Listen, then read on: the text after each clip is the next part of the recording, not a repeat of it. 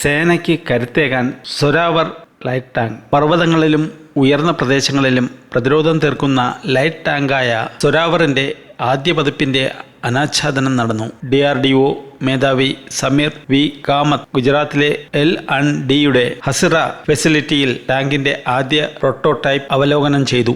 Land and ട്രൂഡോയും defence research development ഓർഗനൈസേഷനും സംയുക്തമായാണ് 25 ടൺ ഭാരമുള്ള ടാങ്ക് 2 വർഷം കൊണ്ട് നിർമ്മിച്ചത്. ഇന്ത്യൻ സൈന്യത്തിനായി 354 ലൈറ്റ് ടാങ്കുകളാകും നിർമ്മിച്ചു നൽകുക. വളരെ കുറഞ്ഞ സമയത്തിനുള്ളിലാണ് ടാങ്ക് നിർമ്മിച്ചതെന്ന് ഉന്നത ഉദ്യോഗസ്ഥർ പറഞ്ഞു. 2027 സേനയ്ക്ക് കൈമാറാൻ സാധിക്കുമെന്നാണ് വിവരം. യഥാർത്ഥ നിയന്ത്രണ രേഖയിലും മറ്റു വെല്ലുവിളി നിറഞ്ഞ പ്രദേശങ്ങളിലും സൊരാവർ വിന്യസിക്കുമെന്നും വാണിജ്യ ഉൽപാദനത്തിലേക്ക് കടക്കുന്നതിന് മുൻപ് മരുഭൂമികളിലും പർവ്വതങ്ങളിലും നടക്കുന്ന പരീക്ഷണങ്ങളിൽ കഴിവ് പ്രകടിപ്പിക്കുമെന്നും അദ്ദേഹം കൂട്ടിച്ചേർത്തു. ചൈനീസ് പാക് അതിർത്തിയിലാകും സൊരാവർ പ്രതിരോധ വലയം തീർക്കുക. 105 mm വെടിയുണ്ടകളെ കിലോമീറ്ററുകൾക്ക് അപ്പുറം എത്തിക്കാൻ സൊരാവറിന് സാധിക്കും. സാധാരണയിൽ നിന്ന് വ്യത്യസ്തമായി ഈ ടാങ്കിന് 25 ടൺ ഭാരമേ ഉള്ളൂ.